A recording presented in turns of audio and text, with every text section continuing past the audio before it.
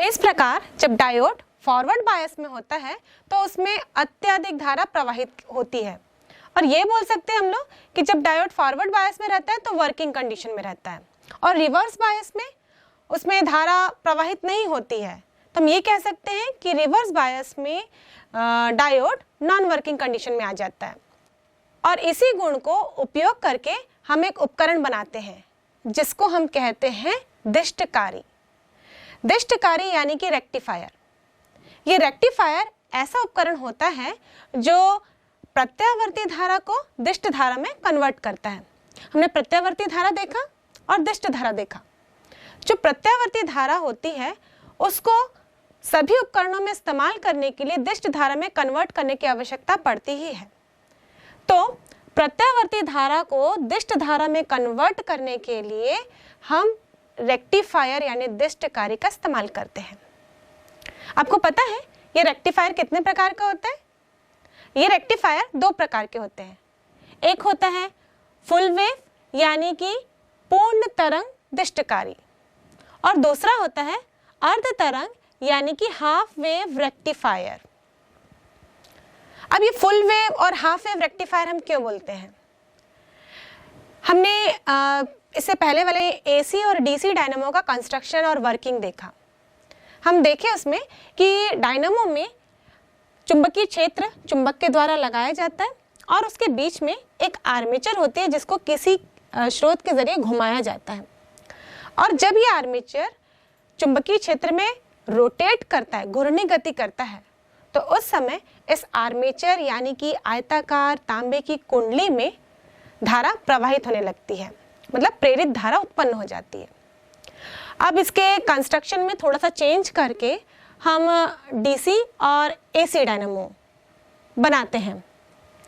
AC dynamo में जब धारा उत्पन्न होती है तो जब ये आर्मेचर घूमता है, एक चक्कर लगाता है, घूर्णी गति कर रहा है तो एक चक्कर लगाएगा। जब ये घूमता है तो हम देखते हैं कि जब ये नीचे से ऊपर की ओर आ रहा है तो धारा इस परिपथ में एक दिशा में बह रही है, और जब यही कुंडली नीचे की तरफ रोटेट करेगी, यहाँ पर ए बी वाला जो हिस्सा था पहले ऊपर की ओर आ रहा था आर्मेचर का, अब वही नीचे की ओर जा रहा है। जब ऊपर की ओर आता है तो धारा एक दिशा में प्रवाहित होती है इस परिपथ में, नीचे सर्किट में हम देखते हैं आउटपुट हमको एक दिशा में मिलता है, और जब वह नीचे की तरफ रोटेट करता है तब धारा की दिशा विपरीत हो जाती है। इसको हमने दिखाया इस बल्ब में नीले और पीले रंग से। एक दिशा में बह रही है तो हमने नीले रंग से दर्शाया, और जब दूसरे दिशा में बह रही है तो हमने पीले रंग से बल्ब को जलता हुआ बताया है। डीसी में क्या होता है, एक ही दिशा में धारा बहती है, और एसी में दोनों दिशा में धारा बहती है।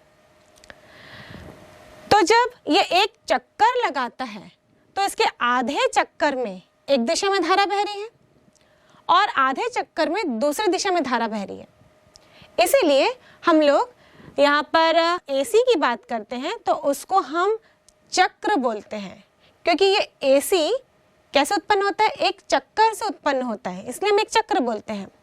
अब जब एक दिशा में धारा बहती है तो हम उसको मान लीजिए धनात्मक अर्धचक्र बोल रहे हैं। इसको हम इस ग्राफ से अगर दर्शा रहे हैं प्रत्यावर्ती धारा का, तो ये ऊपर और नीचे की ओर, ऊपर और नीचे की ओर साइन कर्व की तरह बढ़ता हुआ दिख रहा है। तो जब ये ऊपर की ओर है, मान लीजिए एक दिशा में धारा बह रही है, तो उसको हम बोलते हैं धनात्मक अर्धचक्र, आधा चक्र, क्योंकि आधे हिस्से में ही एक दिशा में धारा बहेगी, और जब ये नीचे की ओर आएगा तो धारा की दिशा बदल जाती है। इसलिए एक होता है धनात्मक अर्धचक्र और दूसरा होता है ऋणात्मक अर्धचक्र। तो यहाँ पे अर्धचक्र का कॉन्सेप्ट क्लियर हुआ। अर्धचक्र इसलिए कहा जाता है क्योंकि आधे चक्कर में ही धारा की दिशा एक होती है और आधे चक्कर में धारा की दिशा विपरीत हो जाती है। तो इस प्रकार जब हम प्रत्यावर्ती धारा को दर्शाते हैं तो एक पूर्ण चक्र में दो अर्धचक्र होते हैं, जिसमें कि एक धनात्मक अर्धचक्र होता है और एक ऋणात्मक अर्धचक्र होता है। अब ये रेक्टिफायर फुल वेव और हाफ वेव की तरह किस प्रकार काम करता है, इसका हम लोग पहले परिपथ तैयार करते हैं, परिपथ देखते हैं और उसके बाद इसकी वर्किंग को देखेंगे। तो ये दो प्रकार का होता है, फुल वेव और हाफ वेव। पहले हम पढ़ते हैं हाफ वेव रेक्टिफायर यानी कि अर्ध तरंग दिष्टकारी। नाम से समझ में आ रहा है यहाँ पर सिर्फ आधा ही चक्कर होगा या आधा ही चक्र होगा जिसको वो रेक्टिफाई करेगा, जिसको वो AC से DC में कन्वर्ट करेगा। किस प्रकार ये काम करता है, इसके लिए सर्किट को देखते हैं। इस सर्किट में हम यहाँ पर इस प्रकार का चिन्ह देख रहे हैं। ये चिन्ह प्रत्यावर्ती सिग्नल का होता है। यहाँ पर प्रत्यावर्ती वोल्टता लगाई गई है इस परिपथ में, और यहाँ पर ये 2 कुंडली दिख रही हैं और ये 2 लकीरें दिख रही हैं। ये चिन्ह होता है ट्रांसफार्मर का। ट्रांसफार्मर 2 प्रकार के होते हैं, एक होता है ऊंचाई और एक होता है अपचाई, स्टेप अप और स्टेप डाउन। यहाँ पर जो ट्रांसफार्मर हमने लगाया है वो है स्टेप डाउन ट्रांसफार्मर, यानी कि अपचाई ट्रांसफार्मर। अपचाई ट्रांसफार्मर इसलिए लगाया गया है क्योंकि यहाँ पर जोड़ा गया है डायोड, और डायोड ऐसे अर्धचालक इलेक्ट्रॉनिक युक्ति हैं जो कि कम वोल्टता पे काम करते हैं, इसलिए यहाँ पर जो ट्रांसफार्मर लगा है वो अपचाई ट्रांसफार्मर है। इस ट्रांसफार्मर में 2 कुंडली है, ये प्राथमिक कुंडली और ये द्वितीयक कुंडली। प्राथमिक कुंडली में फेरे की संख्या अधिक है और द्वितीय कुंडली में फेरे की संख्या कम है। और ये जो 2 लकीरें नजर आ रही हैं, ये 2 लकीरें इस ट्रांसफार्मर के क्रोध को दर्शाती है। अब इसके द्वितीयक कुंडली से हमने जोड़ा है एक डायोड, जिसको हमने दर्शाया D से। इस डायोड का चिन्ह में हम एक ट्रायंगल और एक लकीर खींचते हैं, तो जो ट्रायंगल हिस्सा होता है वो P को दर्शाता है, मतलब वो P प्रकार के अर्धचालक को दिखाता है, और ये लकीर वाला हिस्सा होता है वो N प्रकार के अर्धचालक को दर्शाता है। अब इस सर्किट को कंप्लीट करने के लिए हमने तारों का इस्तेमाल किया, कनेक्टिंग वायर्स, और यहाँ पर जोड़ा है एक लोड प्रतिरोध। लोड प्रतिरोध आउटपुट लेने के लिए जोड़ा है। यहाँ पर जो सिग्नल हम अंदर दे रहे हैं इस परिपथ में, ये प्रत्यावर्ती वोल्टता जो यहाँ अप्लाई कर रहे हैं उसका निर्गत प्राप्त करने के लिए हम यहाँ पर ये लोड रेजिस्टेंस लगाए हैं, जिसको RL से दर्शाया गया है। यहाँ पर हम दोनों टर्मिनल को X और Y से चिन्हित कर देते हैं। अब जब प्रत्यावर्ती धारा प्रवाहित होगी इस ट्रांसफार्मर में, तो प्रत्यावर्ती धारा, उसमें दोनों चक्र होंगे, धनात्मक अर्धचक्र और ऋणात्मक अर्धचक्र। मान लीजिए जब इस ट्रांसफार्मर की प्राथमिक कुंडली में प्रत्यावर्ती वोल्टता लगाई गई, ये ट्रांसफार्मर की दोनों कुंडलियां, एक्चुअली ट्रांसफार्मर जो है वो अन्योन्य प्रेरण के सिद्धांत से काम करता है, इसलिए जब इस कुंडली में, प्राथमिक वाली कुंडली में जब प्रत्यावर्ती वोल्टता लगाई जाएगी तो दूसरे कुंडली में अपने आप प्रेरण के कारण विपरीत दिशा में वोल्टता उत्पन्न हो जाती है। तो मान लीजिए जब हम AC का प्रत्यावर्ती वोल्टता लगाने पर किसी क्षण में जो द्वितीयक कुंडली है, सेकेंडरी कॉइल, प्राथमिक को P से दर्शाए हैं और द्वितीयक को S से, तो जो सेकेंडरी कॉइल है उसके A और B 2 टर्मिनल हैं। जो A टर्मिनल है वो धनात्मक विभव पे है और B टर्मिनल ऋणात्मक विभव पे है, मतलब A प्लस है और B माइनस है। अब इस कंडीशन में जो डायोड का P हिस्सा है वो प्लस से जुड़ गया, और जो N हिस्सा है, मतलब N टाइप का जो अर्धचालक है डायोड में, वो इस लोड प्रतिरोध के थ्रू N मतलब माइनस वाले सिरे से जुड़ गया इस कुंडली के। इसका मतलब P जुड़ा है प्लस से और N जुड़ा है माइनस से। जब P प्लस से और N माइनस से जुड़ता है तो डायोड कौन सी अभिनति में होता है? तब डायोड अग्र अभिनति में होता है, और अग्र अभिनति में डायोड वर्किंग कंडीशन में होता है, उसमें से धारा प्रवाहित होती है। इसका मतलब इस कंडीशन में धारा इस डायोड के थ्रू प्रवाहित होगी, जो आउटपुट हम यहाँ पर लोड रेजिस्टेंस में देख सकते हैं। यदि इसको हम ग्राफ में प्लॉट करें, मतलब निवेशी प्रत्यावर्ती वोल्टता और निर्गत वोल्टता को प्लॉट करें, तो हमने निवेशी वोल्टता दी थी, धनात्मक अर्धचक्र लिया हमने, तो आउटपुट में भी हमको एक धनात्मक अर्धचक्र प्राप्त हुआ। अब बात करते हैं ऋणात्मक अर्धचक्र की। AC है तो ऋणात्मक अर्धचक्र भी आएगा। उस ऋणात्मक अर्धचक्र में A वाला हिस्सा, मतलब द्वितीय कुंडली का A हिस्सा, A सिरा माइनस हो जाता है और B सिरा प्लस हो जाता है। उस कंडीशन में डायोड का P सिरा किससे जुड़ा है? ऋणात्मक सिरे से, और N सिरा किससे जुड़ा है? धनात्मक सिरे से। जब P ऋण से जुड़े और N वाला हिस्सा धन से जुड़े तो डायोड कौन सी अभिनति में होता है? तो डायोड पश्च अभिनति में होता है, और पश्च अभिनति में डायोड नॉन वर्किंग कंडीशन में होता है, उसमें से धारा प्रवाहित नहीं होती। इसका मतलब हमने निवेशी सिग्नल तो दिया, लेकिन आउटपुट में हमको कोई भी सिग्नल प्राप्त नहीं होगा। उस कंडीशन में यदि हम निर्गत सिग्नल का ग्राफ देखें तो यहाँ हमको कुछ भी नहीं मिलेगा, ब्लैंक, क्योंकि वहाँ हमको कोई भी सिग्नल प्राप्त हुआ ही नहीं। फिर ये चक्र तो चलता रहेगा। फिर धनात्मक अर्धचक्र में देखें तो डायोड अग्रभिनति में होगा और हमको निर्गत सिग्नल प्राप्त होगा। फिर धनात्मक अर्धचक्र था तो फिर निर्गत सिग्नल प्राप्त हुआ। फिर ऋणात्मक अर्धचक्र आएगा तो डायोड नॉन वर्किंग कंडीशन में हो जाएगा, रिवर्स बायस में हो जाएगा, और हमको निर्गत में कोई भी सिग्नल प्राप्त नहीं होगा। XY जो लोड प्रतिरोध बनाया है वहाँ पे कोई भी निर्गत सिग्नल प्राप्त नहीं होगा। और ये चक्र चलते जाएगा तो हम देखते हैं कि प्रत्येक धनात्मक अर्धचक्र में हमको निर्गत सिग्नल प्राप्त हो रहा है और ऋणात्मक अर्धचक्र में हमको कोई भी आउटपुट प्राप्त नहीं हो रहा है। इसका मतलब धारा की दिशा एक हो गई। एक अर्धचक्र प्राप्त हो रहा है मतलब हमको धारा की एक ही दिशा मिल रही है, और जब धारा की एक ही दिशा मिलती है या कह सकते हैं सिग्नल की एक ही दिशा मिलती है तो वो कहलाता है DC यानी कि डायरेक्ट करंट। यहाँ पर हमने AC को DC में कन्वर्ट किया इस हाफ वेव रेक्टिफायर की सहायता से, लेकिन यहाँ पर केवल धनात्मक अर्धचक्र ही हमको प्राप्त हुए, ऋणात्मक प्राप्त नहीं हुआ। इसीलिए इसका नाम रखा गया है हाफ वेव रेक्टिफायर यानी कि अर्ध तरंग दिष्टकारी। केवल आधे आधे तरंग हमको प्राप्त हो रहे हैं, और यही दोष इस हाफ वेव रेक्टिफायर का है कि इसमें पूरा सिग्नल रेक्टिफाई नहीं होता। रेक्टिफाई मतलब डीसी में कन्वर्ट नहीं होता, सिर्फ आधे आधे सिग्नल हैं वो डीसी में कन्वर्ट होते हैं। तो ये सिग्नल जो निर्गत में प्राप्त हो रहा है वो कैसा सिग्नल होता है? वो असंतत यानी कि डिसकंटिन्यूअस होता है। और दूसरा यहाँ पर हम देख रहे हैं कि मान भी चेंज हो रहा है, परिवर्तित हो रहा है डीसी का जो प्राप्त हुआ है। इसका मतलब ये कैसी डीसी है? ये विशुद्ध डीसी नहीं होती है, बल्कि ये पल्सेटिंग डीसी है, मतलब स्पंदमान डीसी है, स्पंदों के रूप में हमको प्राप्त हो रही है। और इसमें एसी के घटक यानी कि रिपल्स भी हमको प्राप्त होंगे। और इसी कमी को दूर करने के लिए, मतलब ये केवल हाफ वेव को ही रेक्टिफाई कर रहा है, इस कमी को दूर करने के लिए फुल वेव रेक्टिफायर इस्तेमाल किया जाता है। अब ये फुल वेव रेक्टिफायर का कंस्ट्रक्शन किस प्रकार होता है ये हम देखते हैं।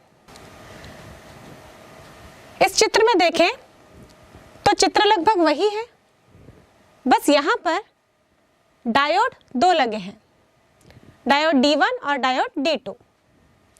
और यहाँ पर जो ट्रांसफार्मर है वो सेंटर टैप ट्रांसफार्मर है, यानी कि मध्य निष्कासी ट्रांसफार्मर। मध्य निष्कासी ट्रांसफार्मर में ट्रांसफार्मर के मध्य बिंदु से एक तार निकली होती है, और ये तार बाहर सर्किट में जोड़ने के काम आती है। और ये तार जो मध्य बिंदु से निकली है इसको हम बोलते हैं, मतलब जो मध्य बिंदु है जहाँ से तार निकली है उस बिंदु को हम कहते हैं टैपिंग पॉइंट, यानी कि निष्कासी बिंदु। अब वही प्रत्यावर्ती वोल्टेज यहाँ पे लगाया जा रहा है, हमने प्रत्यावर्ती सिग्नल दिया है। ट्रांसफार्मर अपचाई ट्रांसफार्मर ही है, स्टेप डाउन ट्रांसफार्मर, क्योंकि डायोड लो वोल्टेज में काम करता है। यहाँ पे दो डायोड लगे D1 और D2, और जो लोड प्रतिरोध है इन दोनों के बीच से जुड़ी एक तार से सेंट्रल टैप है इस ट्रांसफार्मर के साथ, जिसको हमने RL से दर्शाया, जिसके दोनों सिरे X और Y हैं। अब इसकी कार्यविधि देखते हैं। जब हम इसमें प्रत्यावर्ती वोल्टता लगाते हैं तो धनात्मक अर्धचक्र में मान लीजिए ए सिरा धन है और बी सिरा ऋण है। अब यहाँ पर ये होता है कि जब हम धनात्मक अर्धचक्र की बात करें तो एक उच्च विभव में हो जाएगा और एक दूसरा निम्न विभव में होगा। अब D1 की बात करें, जो डायोड D1 है, इसका P सिरा A से जुड़ा हुआ है और N सिरा जो है इस लोड प्रतिरोध के द्वारा ये सेंट्रल टैपिंग ट्रांसफार्मर से जुड़ा हुआ है। यहाँ पर जो A और T में विभव का अंतर है उसमें A T के कंपैरिजन में उच्च विभव में होगा और T A के कंपैरिजन में निम्न विभव में होगा। इसलिए यहाँ पर डायोड D1 P सिरा उच्च विभव से और N सिरा निम्न विभव से जुड़े होने के कारण अग्रभिनति यानी कि फॉरवर्ड बायस में आ जाता है और ये वर्किंग कंडीशन में हो जाता है। वहीं जब हम D2 की बात करें, क्योंकि D2 भी इस परिपथ में जुड़ा हुआ है, D2 का P हिस्सा इस डायोड का P सिरा B से जुड़ा हुआ है। B का T के कंपैरिजन में जो स्टेपिंग पॉइंट है उस स्टेपिंग पॉइंट के कंपैरिजन में B ऋणात्मक विभव है और T इससे उच्च विभव में है। P सिरा निम्न विभव से जुड़ा है और N सिरा इस डायोड का उच्च विभव से जुड़ा हुआ है, जिसके कारण डायोड D2 कौन से अभिनति में आ जाएगा? ये पश्च अभिनति में आ जाएगा। पश्च अभिनति में आ गया, इसका मतलब ये नॉन वर्किंग हो जाएगा और इसमें से धारा प्रवाहित नहीं होगी। तो जो भी धारा यहाँ पर प्रवाहित होगी वो किसके थ्रू प्रवाहित होगी? सिर्फ धारा ऊपर वाले परिपथ से ही प्रवाहित होगी और धारा D1 डायोड से होते हुए इस लोड प्रतिरोध में X से Y की ओर प्रवाहित होगी और हमको एक निर्गत सिग्नल प्राप्त होगा। यहाँ पर X से लेकर Y की ओर प्रवाहित हो रही है धारा की एक निश्चित दिशा हो गई, X से लेकर Y। हमको आउटपुट में एक सिग्नल प्राप्त होगा। जब नेक्स्ट अर्धचक्र आता है, मतलब ऋणात्मक अर्धचक्र, उस ऋणात्मक अर्धचक्र में यहाँ पर वोल्टता चेंज हो जाएगी, विभवांतर बदल जाएगा, यहाँ B धनात्मक हो जाएगा और A ऋणात्मक हो जाएगा। अब डायोड D1 की बात करते हैं। जो डायोड D1 है इसका P terminal P region A से जुड़ा है और A निम्न विभव में है इस टैपिंग पॉइंट T की तुलना में। टैपिंग पॉइंट T अभी उच्च विभव में आ जाएगा और A निम्न विभव में, और इसका N सिरा, डायोड D1 का N सिरा इस टैपिंग पॉइंट से जुड़ा हुआ है जो कि उच्च विभव में है। इसका मतलब P जो है निम्न विभव से जुड़ा हुआ है और N हिस्सा डायोड D1 का वो उच्च विभव से जुड़ा हुआ है, जिसके कारण डायोड D1 रिवर्स बायस में आ जाता है और ये नॉन वर्किंग हो जाता है। डायोड D2 को देखते हैं। डायोड D2 ये का P हिस्सा अब B से जुड़ा है, B हिस्सा अभी उच्च विभव में है इस टैपिंग पॉइंट T की तुलना में। जो टैपिंग पॉइंट T है उससे क्या जुड़ा हुआ है? इस डायोड D2 का N हिस्सा जुड़ा हुआ है, मतलब N ऋणात्मक विभव से जुड़ा हुआ है निम्न विभव से, और जो P हिस्सा है वो उच्च विभव से जुड़ा हुआ है, जिसके कारण डायोड D2 फॉरवर्ड बायस में आ जाता है, यानी कि अब ये वर्किंग हो जाता है। तो अब इस परिपथ में कौन सा हिस्सा काम करने लगेगा?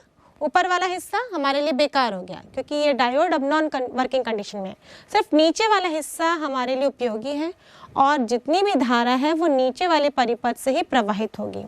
और हम आउटपुट में देखें, इस लोड रेजिस्टेंस में देखें तो X से लेकर Y की ओर धारा प्रवाहित होगी और आउटपुट में हमको लोड रेजिस्टेंस में हमको आउटपुट प्राप्त होगा। और इसका यदि ग्राफ से देखें हम तो धनात्मक अर्धचक्र में भी हमको एक आउटपुट प्राप्त हो रहा था जो X से Y की दिशा में था। ऋणात्मक अर्धचक्र में भी आउटपुट प्राप्त हो रहा है और इस आउटपुट की दिशा क्या है? इस आउटपुट की दिशा भी X से Y ही है। इसलिए ऋणात्मक अर्धचक्र में यदि हम निर्गत यानी आउटपुट देखें तो वो भी कैसा होगा, उसी दिशा में होगा, मतलब वो धनात्मक ही रूप में होगा, क्योंकि जब धारा की दिशा नहीं बदलती तब हम उसको ऋणात्मक चक्र नहीं लेते हैं, हम उसको धनात्मक चक्र में ही लेते हैं। तो यहाँ पर ऋणात्मक अर्धचक्र निवेशी में देने के बाद भी हमको धनात्मक अर्धचक्र आउटपुट में प्राप्त हो रहा है और ये प्रक्रिया आगे बढ़ते रहेगी। मतलब नेक्स्ट अर्धचक्र आएगा धनात्मक वाला, फिर डायोड D1 फॉरवर्ड बायस में होगा, वर्किंग हो जाएगा और उसमें से सिग्नल प्रवाहित होगा और लोड रेजिस्टेंस RL में X से लेकर Y तक धारा प्रवाहित होगी और हमको आउटपुट सिग्नल प्राप्त होगा। ऋणात्मक अर्धचक्र में डायोड D2 फॉरवर्ड बायस में हो जाएगा, D1 रिवर्स में हो जाएगा, धारा अब D2 से प्रवाहित होगी और X से लेकर Y तक प्रवाहित होगी इस लोड रेजिस्टेंस के अक्रॉस। धारा की दिशा यहाँ चेंज नहीं हो रही है, इसलिए आउटपुट में हमको फिर से एक निर्गत सिग्नल प्राप्त होगा जिसकी दिशा पहले जैसी ही दिशा की ओर होगी। और इस प्रकार यहाँ पर पूरे तरंग हैं AC के प्रत्यावर्ती वोल्टता के, वो रेक्टिफाई हो गए। धारा की दिशा एक ही है, इसलिए ये रेक्टिफायर AC को DC में पूर्ण रूप से कन्वर्ट कर चुका है, इसलिए इसे हम फुल वेव रेक्टिफायर कहते हैं। इसमें दोनों ही अर्धचक्र DC के रूप में, सिग्नल के रूप में हमको प्राप्त हो चुके हैं। इसीलिए full wave rectifier half wave rectifier की तुलना में ज़्यादा लाभदायक है, क्योंकि हाफ वेव रेक्टिफायर हम लेते हैं तो खाली आधे चक्र ही उसके रेक्टिफाई होते हैं, जिसके कारण उसकी दक्षता कम होती है, यानी कि 40% लगभग उसकी दक्षता होती है। और फुल वेव रेक्टिफायर में दोनों ही अर्धचक्र रेक्टिफाई हो जाते हैं, इसके कारण इसकी दक्षता बढ़ जाती है और ये लगभग 80% हो जाती है। पर इस फुल वेव रेक्टिफायर के भी दोष हैं। दोष इसलिए क्योंकि ये भी जो DC है ये विशुद्ध DC नहीं होती है। यहाँ पर भी आप देखोगे कि धारा का मान 0 से लेकर अधिकतम हो रहा है और फिर 0 हो रहा है, फिर 0 से अधिकतम हो रहा है, फिर 0 हो रहा है। इसका मतलब ये DC भी कांस्टेंट DC नहीं है, बल्कि ये भी फ्लक्चुएटिंग DC है। इसका मतलब चाहे रेक्टिफायर फुल वेव हो या हाफ वेव हो, दोनों में जो आउटपुट सिग्नल है उसकी प्रकृति स्पंदमान यानी कि पल्सेटिंग होती है। इसमें AC और DC दोनों ही अवयव यानी कि कंपोनेंट होते हैं। अब DC अवयव में से AC अवयव हटाने के लिए हम यहाँ पर लगाते हैं फिल्टर परिपथ यानी कि फिल्टर सर्किट। ये फिल्टर सर्किट प्रेरक कुंडली या फिर संधारित्र को लेकर बनाया जाता है। जब इस दिष्टकारी के लोड प्रतिरोध के साथ प्रेरक कुंडली को श्रेणी क्रम में और संधारित्र को समांतर क्रम में जोड़ दिया जाता है तो ये बन जाता है फिल्टर सर्किट, और ये DC अवयव में से AC अवयव को हटा देता है या फिल्टर कर देता है, इसलिए इसका नाम फिल्टर सर्किट रखा जाता है, क्योंकि ये दोनों को अलग अलग करने का काम करता है। अब जब इस लोड प्रतिरोध के साथ प्रेरक कुंडली लगाकर फिल्टर सर्किट बनाई जाती है तो इसका परिपथ कुछ इस प्रकार दिखता है।